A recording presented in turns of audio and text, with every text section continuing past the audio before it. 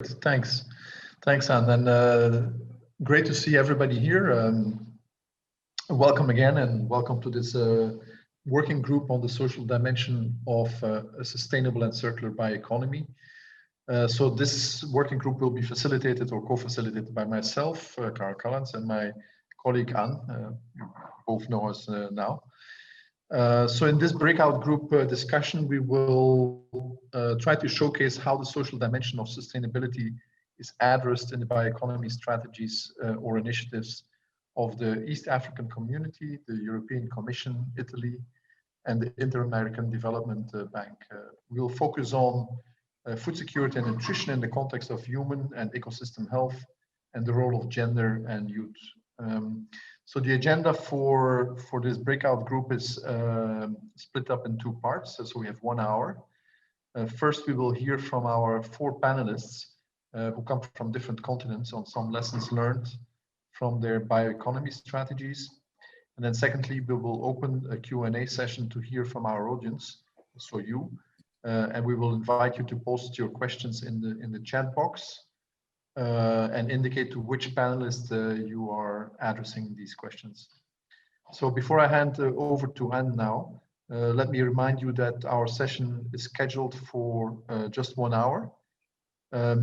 We will not be automatically sent back, so we will have to do that manual. So I trust Anne or Daniel will indicate when that moment is and how we do that.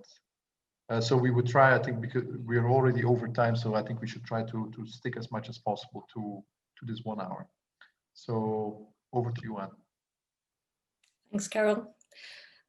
Yes, we have an hour, just to say that again. We're a bit over time, but that's fine. I've seen that in previous workshops.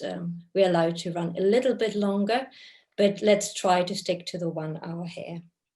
So as we already said in the opening, the International Sustainable Bioeconomy Working Group, with a weird acronym ISBWG, has developed a set of aspirational principles and criteria for the development of a sustainable economy. And this is really the thread of the workshop today. And here in this breakout group, we will focus on a couple of social criteria and principles. These criteria and principles have been agreed by a group bigger than 35 representatives from the government, private sector, civil society, and research institutions that all take part in this FAO-led working group. They're not written in stone. We revise them regularly, but I think they can really give us a good framework to have a, let's say, balanced and neutral discussion on how bioeconomy can contribute to the SDGs. I will just briefly mention the 3 principles, again, that pertain to the social dimensions. Bioeconomy should support food security and nutrition at all levels.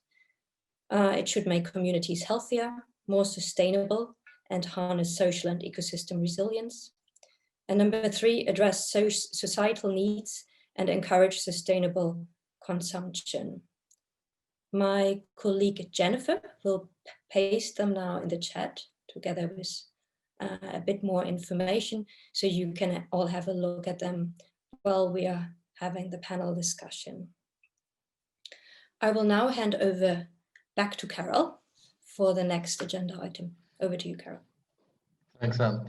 So the next item is, I'll introduce the panelists, and then from there we will have a number of presentations. So let me start off by introducing to you Julius Ekuru.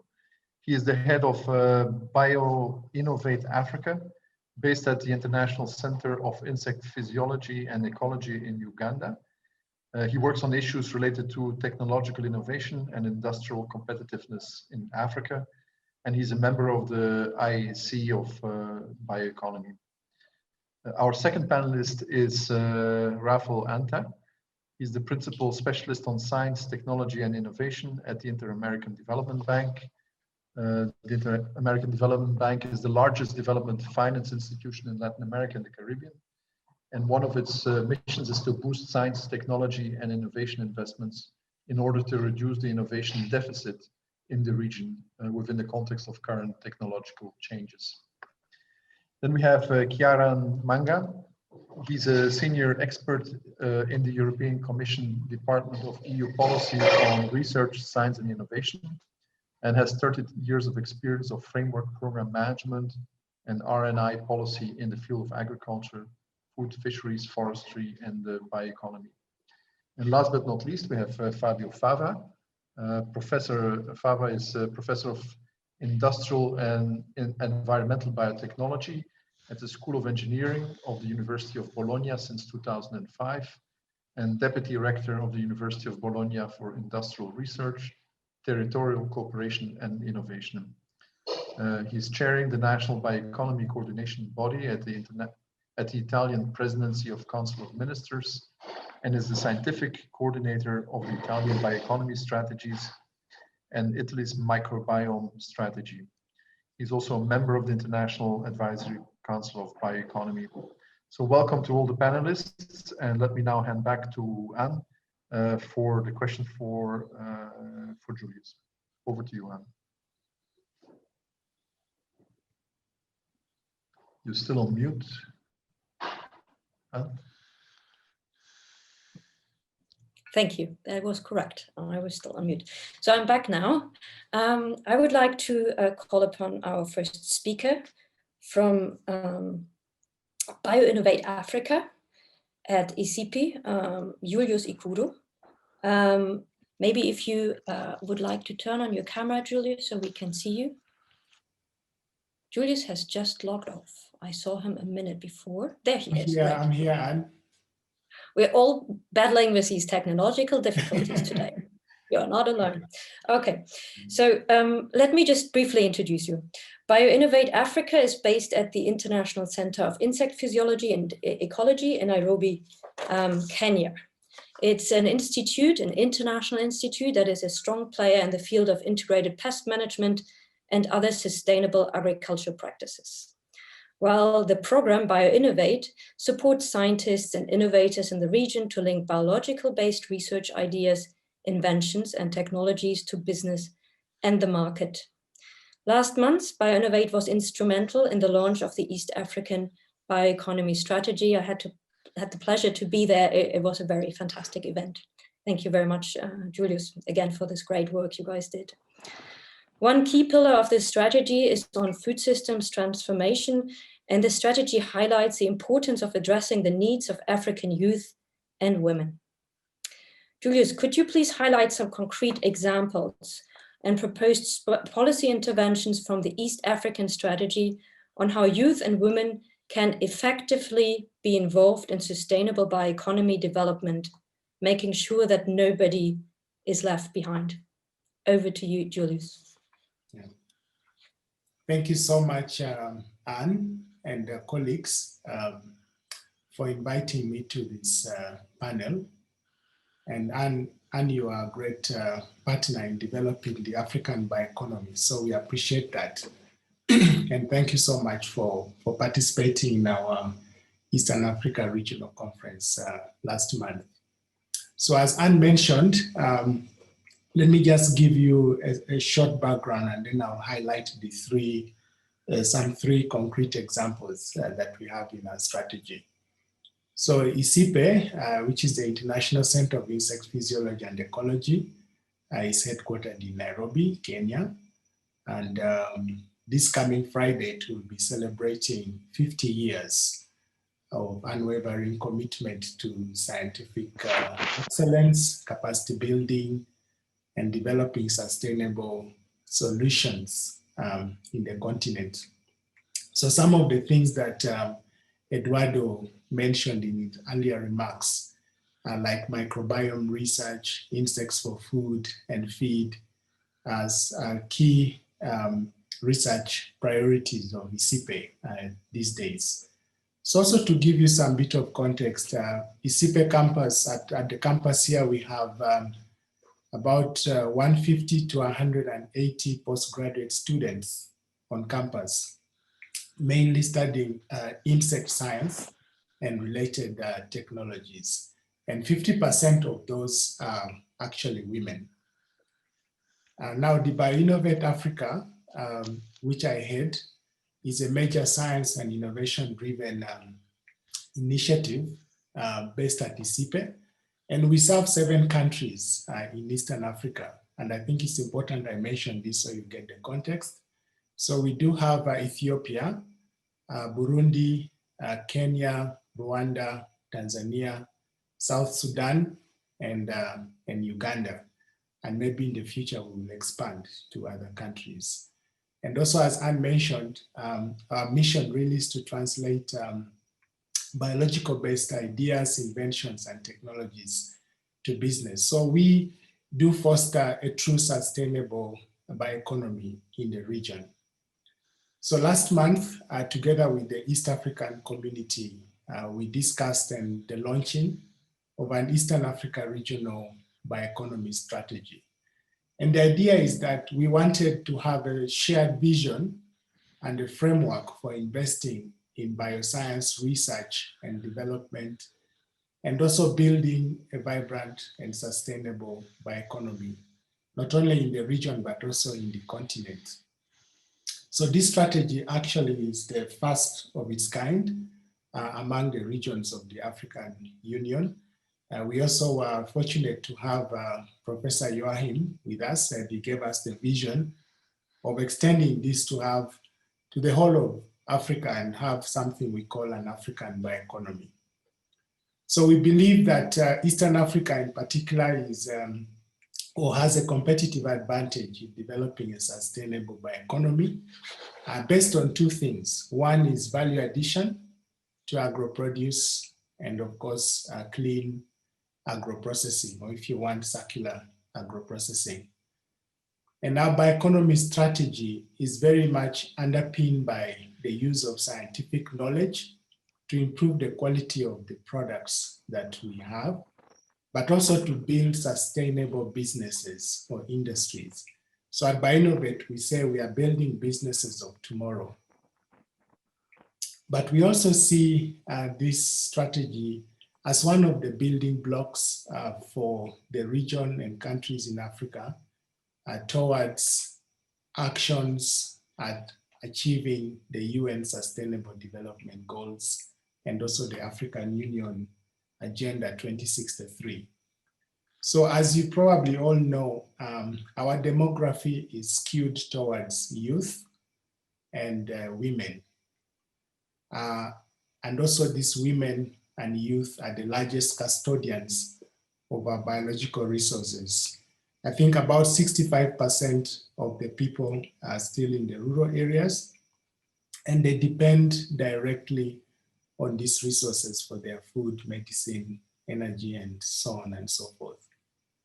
So therefore, our regional strategy is framed very much in the context of providing employment for youth, raising incomes for women, who are also mostly running the micro and small enterprises.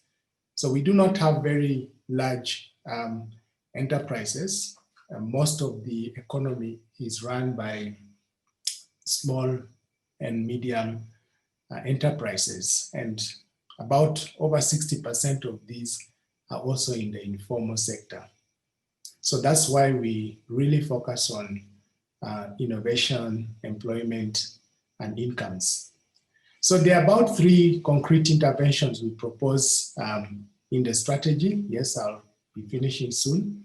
So one of them, and which is key for us, is food systems, where we aim to improve the productivity and profitability of farming, but also to make us have the ability to produce sustainably and also consume healthy food. And then the other one, the second one, is health and well-being, which is of course closely related to the food systems. But here we are looking at tapping into a rich biodiversity and indigenous knowledge to improve the quality of medicines, especially the traditional medicines. And also we are looking at cosmetics. And then the third one, which I want to highlight, is sustainable energy, where we are looking to improve biomass as alternative sources of energy, and looking at, for instance, biogas from conversion of biological waste and production of biofuels, especially using dual-use crops like sweet sorghum. So to make this happen, we do have three important commitments that we want governments to make. One of them is we work with the governments to ensure that policies are enabling and policies do foster bioeconomy. And then secondly, we also work with the governments and all the actors to strengthen our innovation ecosystem. And then lastly, we are expanding partnerships, both in Africa and also around the world. So these are the things that we propose to do in our regional strategy. Thank you. Thank you very much, Julius. You've seen I'm supposed to be the strict timekeeper here, so excuse me when I come up with this. No, it's perfectly okay, and yeah. Okay, thank you. So, Carol, would you like to introduce the next speaker? Yes, it's my pleasure to introduce Rafael again, Rafael Anta of the Inter-American Development Bank. So the Inter-American Development Bank is the largest development finance institution in Latin America and the Caribbean. The IADB supports countries and in some ones also subnational governments with loans, technical assistance and knowledge research, which helps define the agenda of future demands. The bank assigns top priority to supporting efforts aimed at sustainability, mitigating climate change and green development, and is increasingly working in the space of the bioeconomy. And the bank is currently supporting the Brazilian state of Amazonas in the design of its bioeconomy strategy and several projects, some at pilot level, in other countries to explore different ways to foster the bioeconomy with private sector. The Inter-American Development Bank promotes innovations in the bioeconomy space. In a recent webinar, Rafael, you presented a youth-led NGO, Biotech, which is one of the few initiatives promoting the involvement of young people and women in the development of the bioeconomy in Latin America. In fact, the majority, or at least more than 50% in the case of the Latin American region, of the young generation of biotech scientists, engineers, enthusiasts are women. The challenge is how to include youth in general in the design and execution of the bioeconomy agenda. So, Rafael, based on your experience with this and other startups, how can we ensure the inclusion of youth within the bioeconomy agenda, be it in Latin America or across the globe?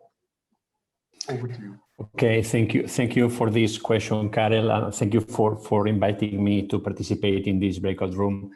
Let me bring a bit of context, and then I go straight to the question.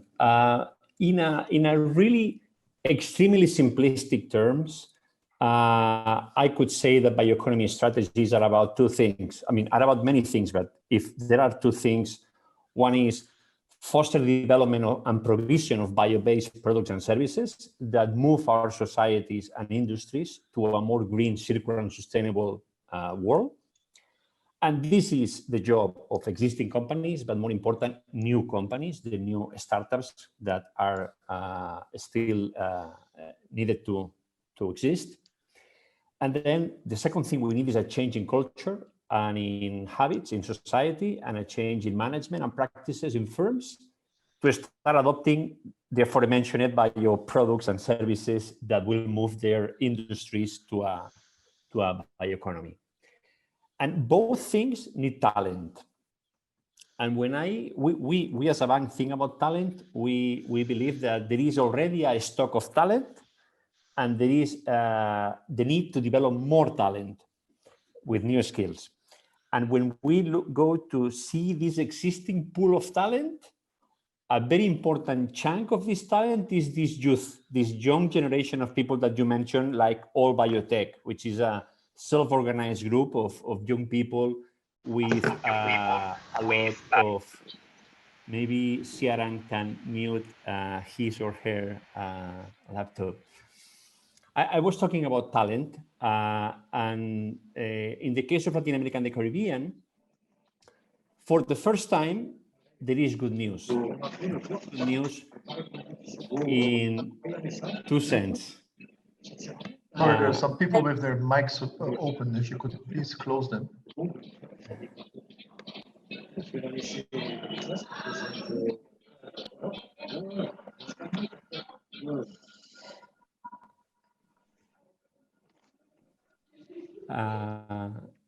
Can I? Please go ahead. Yeah. Okay. Oh. Someone? Gandiai, could you please close your mic? Daniel, could you do it remotely, please? I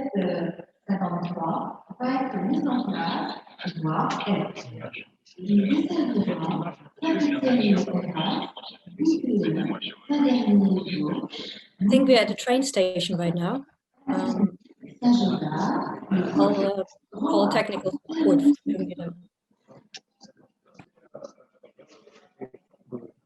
We don't have Daniel here to close.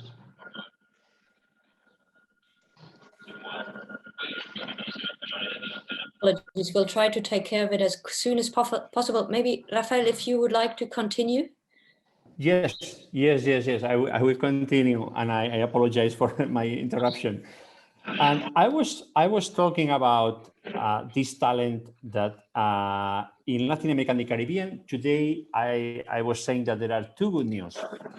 The first good news is that this young talent is very well educated, it's very well connected to knowledge networks, and is willing to contribute to their society and make a difference in their countries.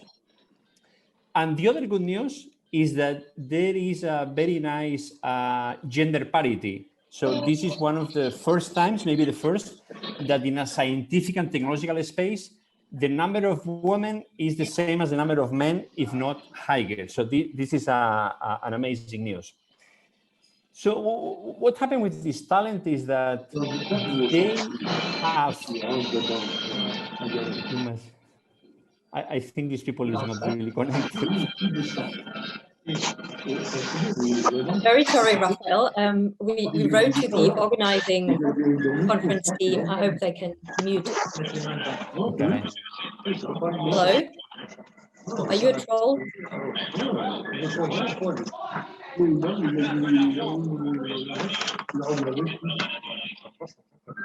Could you please mute yourself, Gandiai? No, I think he's a troll. Hello? Yes, it could very well be. Is there anyone that could disconnect this? We talked to the organizers already. I hope Carol's on the phone to them right now. They're here with us in the room, so I'm sure they're taking care of it. Very sorry, Rafael.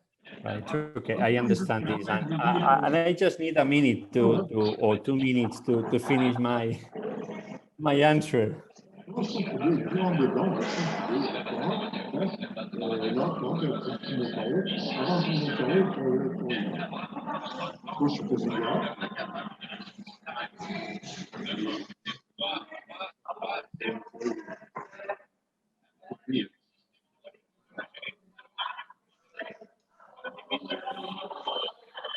Sorry, Rafael, we were trying to mute this person remotely, but I'm not able to do it. Somebody else will need to do it. Okay. It's a GPS organizing team who's hosting this session, so it would need to be done by them. I've seen this before. Well, yeah, it's the beauty of the virtual world, isn't it? Yeah. I've seen this before. So I was saying that there is this talent that in the case of Latin America, there is one group called Biotech, about 300 people with very nice ideas and energy. But if there is a but, I would say that these people at the same time has few experience, and they don't have, they are not used to interact with institutions, okay? So this poses a challenge on the side of including this young talent. On the side of institutions, at the same time, they don't have experience or they are not used to deal with this type of people, these groups. Institutions, when they do policy making or policy execution, they tend to interact with the main stakeholders, chambers of industry, chambers of commerce, the biggest actors that you can find in the country. But sometimes they don't see, or they are not aware that there is this pool of young people with nice ideas and really willing to contribute. So the point here is that, or this is what we are seeing right now, there is a very fertile space for the interaction and collaboration of these young talent in the space of bioeconomy. Most of them are biologists or in any field of science that contribute to the bioeconomy, and to collaborate them with institutions in charge of bioeconomy policies. And some of the ideas that we are exploring right now, it's how to create this space where these young people can go to institutions, authorities, and bring ideas, suggestions, recommendations, and challenges at the same time, and how institutions can listen to these people and can leverage these people to move the agenda of the bioeconomy. So we are still exploring some ways to do that. I think this is one of those high reward, low cost actions that could help involve or to include young talent into the future of the bioeconomy. Rafa, thank you very much. You've done a tremendous job talking against a troll. I'm glad that person has left. There's hopefully no new one here in the room now. So thank you very much, Rafa. A very interesting contribution. Let me now introduce Kieran Mangan from the European Commission, DG Research, Technology and Development. Carol has introduced him before. He's over 30 years of experience in research and innovation with the EU. It's especially DG RTD who's really building a framework program on bioeconomy. Basically, the EU has formulated its first EU strategy in 2012, and it was recently updated in 2018. This update relates to 14 actions, which will be pursued under Horizon Europe framework, running from 2021 to 2028 after a very successful H2020 research support program. The strategy will be fully in line with the EU Green Deal. We've heard that today a couple of times from our keynote speakers as well, that bioeconomy needs to be aligned with the European Green Deal. And the strategy will attempt to increase sustainability, including climate and biodiversity, transform food systems, support a circular economy, reducing food waste, and develop cities as bioeconomy hubs, provide healthy ecosystems, including plastic-free oceans, and strengthen land degradation neutrality through the EC Soil Mission. These actions will further be inclusive of human and ecosystem health, with special attention to gender and youth issues. The European strategy is an excellent example of how bioeconomy can foster knowledge, science, technology, and innovation to make societies and ecosystems healthier. The question remains, however, how can a sustainable and circular bioeconomy foster human and planetary health at the same time? The updated strategy from 2018 suggests a whole range of action and policy measures to keep the human health and the planetary health within a safe operating space.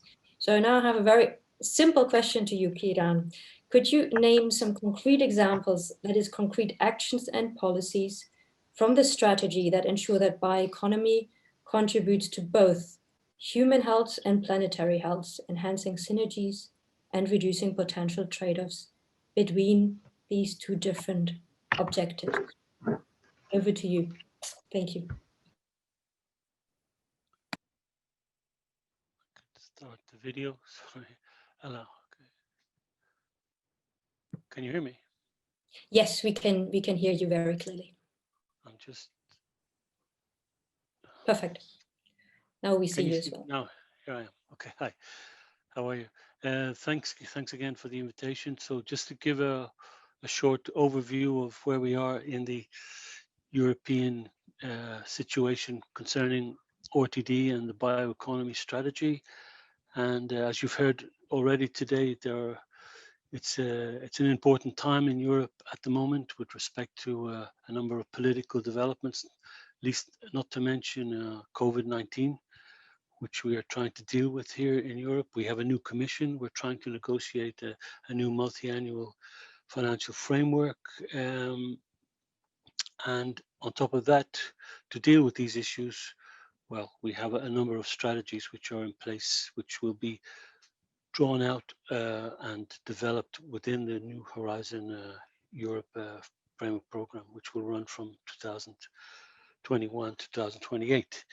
But I could mention these strategies here, like the farm to fork strategy, the new Green Deal, and the next generation EU recovery package.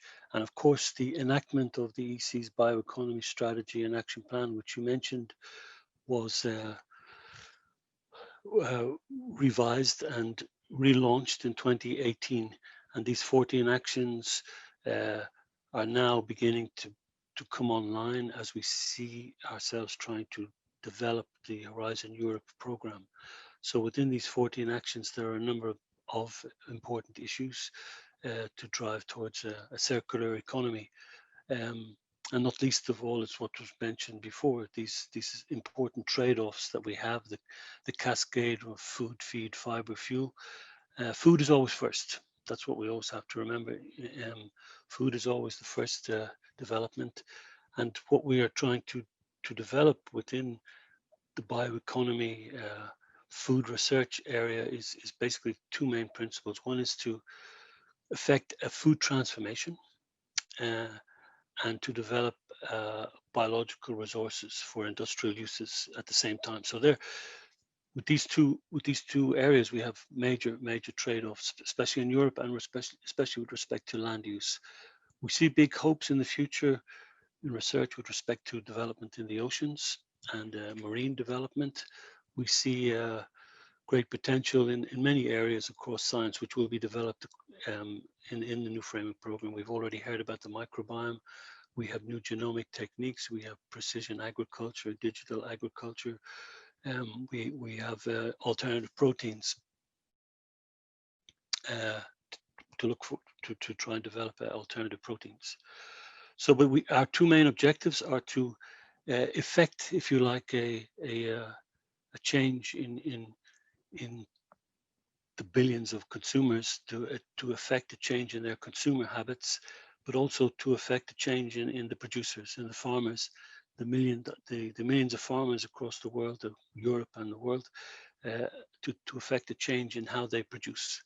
So these are our two main challenges. So through the Horizon Europe program, which is an 80 billion euro program over 7 years across all scientists, or across all sciences, of which around, well, I would just say 10 billion, but between 8 to 10 billion will be allocated to the bioeconomy, agriculture, forestry, fishery sector over the next 7 years. So it's a big increase in budgets that we've had in the past. And I say that the emphasis here is again on developing a circular economy and affecting this food transformation. They are our two main objectives, which are major parts of the Green Deal and also a major part of the next generation EU recovery package, which is this 750 billion input to getting us, to helping us develop a green economy in the future. So we know a lot about the trade-offs. We know a lot about the barriers, the technical barriers, and the many non-technical barriers that exist.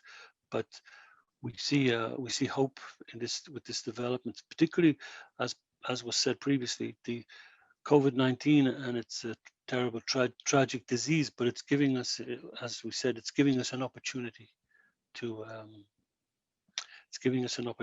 move forward. So I think I'm getting a message to be quiet. Is that right? Something came up on the screen. Oh, not for me. No, okay, sorry. Too concentrated to listen to you. Oh, sorry. Okay. Well, I'm more or less finished. Just to give you an overview of these, of where we are. But we will fund research certainly in these areas, and we have a lot of tools at our fingertips to develop in the New Horizon Europe programs, not least of all these new missions that we have developed on soil, oceans. We have 5 specific missions which are sort of target-based objectives, which we have to reach for by the end of the program.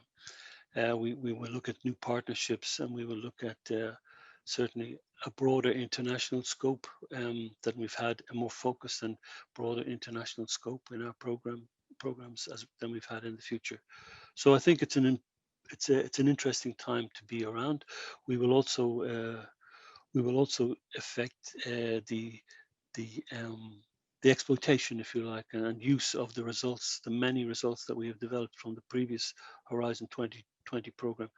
Not least, one example would be the Fit for Food project, where we have used target-based civil society approaches to bring food education and bioeconomy education down to all stakeholders, particularly young people.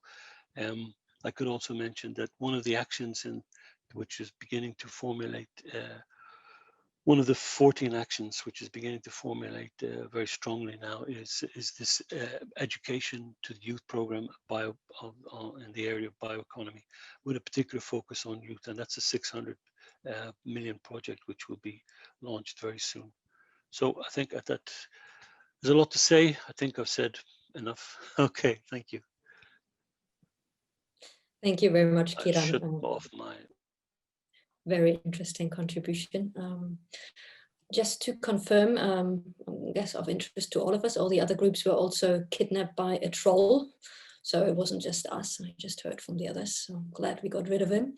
And we can now go over to the last speaker. Carol, just one point. We said we would extend our time until 6:15. So we have 20 minutes. I would still like to have 1 or 2 questions in the end, but so far there are none in the chat. So unless there are some, let's just go ahead with the plan, and maybe I'll introduce, no, Carol, you'll introduce Professor Fabio Fava. Over to you, Carol. Thanks, Anne, and always a pleasure to introduce Fabio. So Fabio, I've introduced you before what you do. So the bioeconomy strategies of the European Commission and of Italy are very progressive, as they very clearly highlight the role of circularity and of environmental regeneration. And Eduardo Mansour already talked about the microbiome.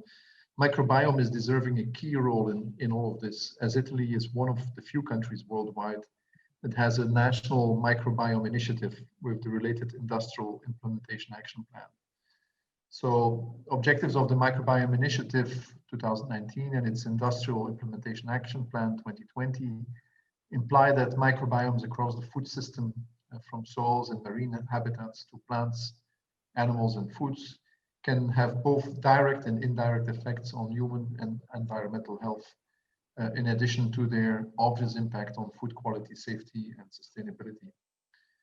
Moreover, microbiome-based interventions to promote human and animal health, as well as a healthier, safer and more productive and sustainable food system, have to be implemented by exploiting the existing know-how at the industrial level for the development of novel drugs, supplements, foods, pharma products, feeds and fertilizers enriched with ingredients, including the microorganisms which can positively modulate human, animal, plants, soil and marine microbiome. So I have 2 questions for you, Fabio. One, can you tell us some highlights of how the Italian bioeconomy strategy and the associated microbiome initiative promote human and planetary health? And secondly, in your opinion, how can the international community further advance this field? So over to you, Fabio. Thank you, Carol. Thank you very much for the introduction. Thanks for the opportunity to join this panel and also presenting what we are doing at the national level. As you mentioned, yes, we started in 2017 with the first bioeconomy strategy, and then last year we revised it also for aligning it with the European strategy, but in particular for including new priorities that came out in our country. And then this year we prepared the implementation action plan for bioeconomy strategy by including also actions that I will refer to you later, addressed to facilitate a prompt recovery of our country from post-COVID, from the COVID pandemic momentum. And these are the presidents of council of ministry level by mobilizing the key representative of ministries, key representative of the 21 regions that we have in our country, and also the 3 major partnerships, public-private, in the agri-food domain, the bio-based sector, and the blue growth domains. And we worked together, but in parallel, in 2018, we decided at the Presidents of Council of Ministers to work for bringing together our fantastic scientists active in the microbiome domains. They're working on soil, plants, humans in parallel. So we decided to facilitate their cooperation in order to have a microbiome approach according to the One Health view. This year, we prepared an implementation action plan on microbiome initiative by mobilizing the industries, no longer scientists. We asked to the industry where we are ready to move on by exploiting the microbiome domain. Of course, the microbiome activity is part of the large bioeconomy action. And this part is helping us in making our action on bioeconomy more sustainable, having higher impact on the human and environmental health. We planned many actions from both approaches. Surely we have several actions addressed to lower CO2 production, lowering CO2 production from the livestock area, but also in the production of chemical material and fuels from biomass or bio-waste and less from petroleum, but also promote forest and soil activities in assimilating CO2. Other actions are addressed to lower the release of chemicals, the use of pesticide, antibiotics in agriculture, so the release of these products in the environment, but also to facilitate the production and use of biodegradable, compostable plastics that are not accumulating to the soil, but on the contrary, they are bringing carbon to the soil by helping the soil to keep fertility and productivity, and so on. And then we planned many actions on which microbiomes play a key role, addressed to restore the biodiversity and ecosystems, but also to regenerate the rural, coastal, abandoned areas that we have in several pieces of our country, but also to convert former industrial areas by using biorefineries and so on. And this is very important also, according to very prominent scientists, for preventing future zoonosis. And then, of course, this implies a lot of social positive impacts. We are producing food, healthier food, a food for all. And of course, microbiome exploitation would also improve human health, our human health directly, but also to the healthier food that we might have, but also for a better metabolism of drugs or nutraceutical products.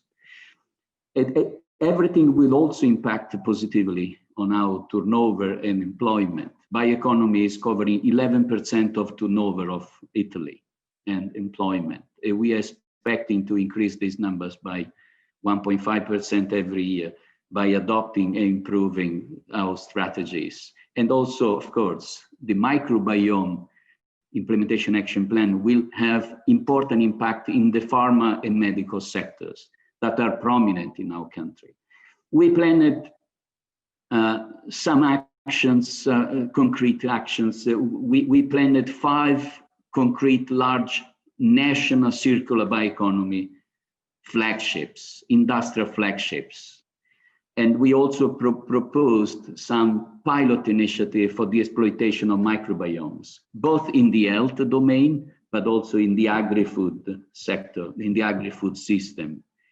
Then, of course, we need to address regulatory bottlenecks, policy gaps that we have to deal with, but also we plan action addressed to promote understanding of the value of bioeconomy, but also of the microbiomes in the global health. And also the market is coming if you are engaging the citizens, if you are engaging the consumer, but also educational and training activities.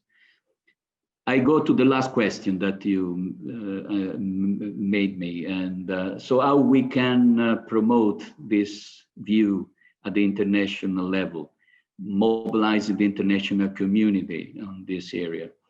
Well, it's a difficult question, of course. My main suggestion is that we have to more efficiently share what we are doing, comparing what we are doing. We should share more often our strategies, our implementation action plans. We should share more often our best practices, our best experiences in terms of governance, in research and innovation agendas, policies, regulatory, and communication issues, but also share infrastructures. But we also have to plan joint inter-country, multi-stakeholder joint actions. This is very important for leveraging our resources, for maximizing the impacts and avoiding duplications and fragmentations. And of course, FAO can play a prominent role here in bringing us together and launching also inter-country joint actions on the best experiences that we are implementing at the national level. Thank you, Karen. Thank you, Fabio. Anne, I don't know how you want to proceed. Shall we? I would, sorry, yeah, I think because we are very short on time and Joachim van Braun has posted a question to all panelists, I would maybe start there and then we are sneaky, we go 2 minutes later, but then we really need to go back to the plenary. I don't know, Joachim, whether you would like to come forward yourself or shall I read the question? Maybe that's, oh, there he is, wonderful. Please, the floor is yours. Probably read better than I do. It's a wonderful session. Thank you to all speakers. My question is, I observe that we need to get the analytical concepts, the modeling and the databases in place to really assess the bioeconomy strategy social outcomes. This is a session on social. So the distributional effects, the poverty and equity effects, and other social impacts such as gender. Any experience with this, what are the distributional effects, say in the EU or in Italy or in Africa? Just one example. If we would be able to change the devastating health effects of cooking with wood or charcoal in African rural households, that is a no-brainer. It would mainly benefit women and the rural poor. But things are not that easy. So I think we need to systematically address that. Traditional models, CGE models, do not capture circularity. They don't address this. So we don't have the right models in place, is my opinion, but you may know better. Back to you, Anne.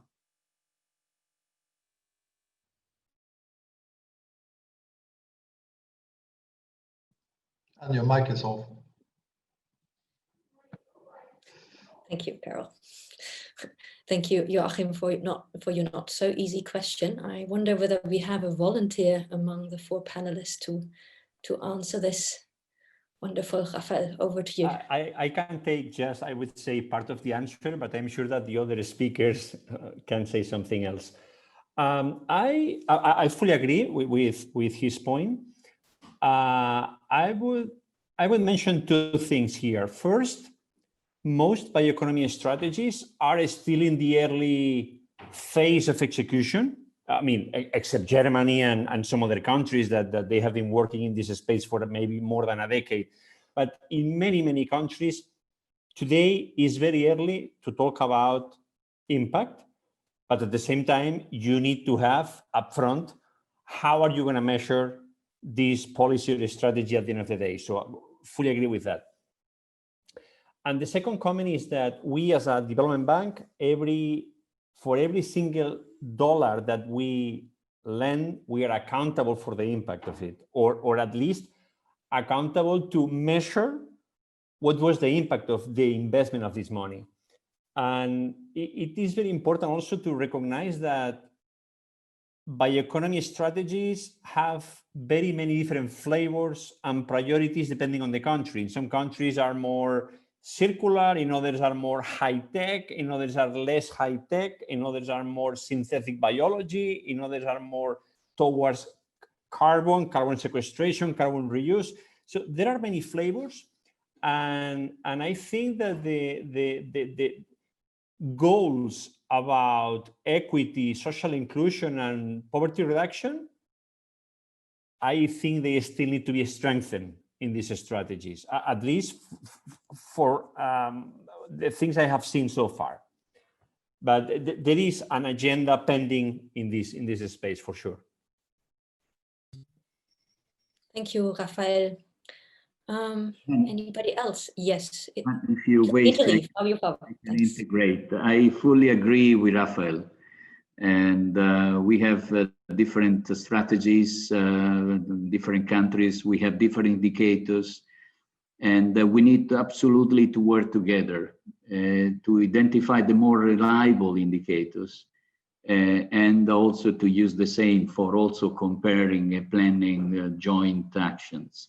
And this is something on which the European Commission is working. JSC in particular is doing this exercise, but I know that also FAO starting this process. So OECD is also very interested in that. We need to have robust and common indicators for measuring bioeconomy impact and opportunities. But we need to work together, otherwise we cannot make anything. This is my personal feeling. I'm strongly supporting this joint actions. And we have the European Bioeconomy Policy Forum that was launched just a few days ago. Our colleague from the Commission mentioned it. This would be probably another action, another opportunity at the European level for doing this exercise. But we need to also mobilize other countries outside Europe. So again, we need your help. Thank you very much. Thank you, Fabio. I don't know whether Kiran and Julius would like to say something. We have exactly 3 minutes left to go back. I see there's a very interesting question on alternative proteins in the chat, which I would love to take, but maybe our panelists could kindly agree to respond in writing afterwards because we really don't have the time. So Kiran or Julius, please go ahead. Yeah, so thanks, Anne, and thank you, Joachim, for that question. I do agree with Fabio and also Rafael that we need these models and the framework for assessing our impact of our economy strategies. And I think for Eastern Africa, it's very timely that as we launch the strategy, we also need to develop the metrics to measure its impact as we implement. And I think it's very important to see some of the products we develop, like talked about alternative proteins. We are working very much in that space. We are also working in the space of clean biofuels, especially for communities. But then the critical thing would be to say, how is the strategy promoting or hindering or addressing the hindrances to moving these technologies to benefit the society? So I do fully agree.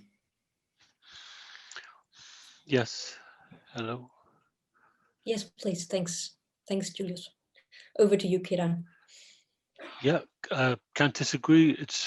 Models don't include circularity because it's such a difficult thing to measure.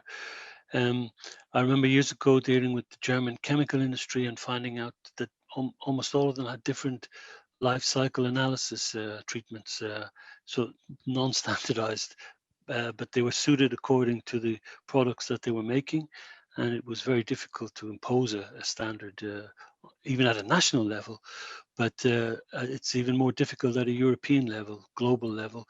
But it's the same with the microbiome. I mean, I think there was a big call 6 years ago, I can't remember, 2016, a call 4 years ago for a global microbiome initiative. But then you look around and you see that all of these countries, continents are dealing with are using different standards for measurement, different standards for data accumulation, even different, they couldn't even agree on common programs to use for measuring these things. So it's almost at a political level that top down, we need some sort of structure imposed.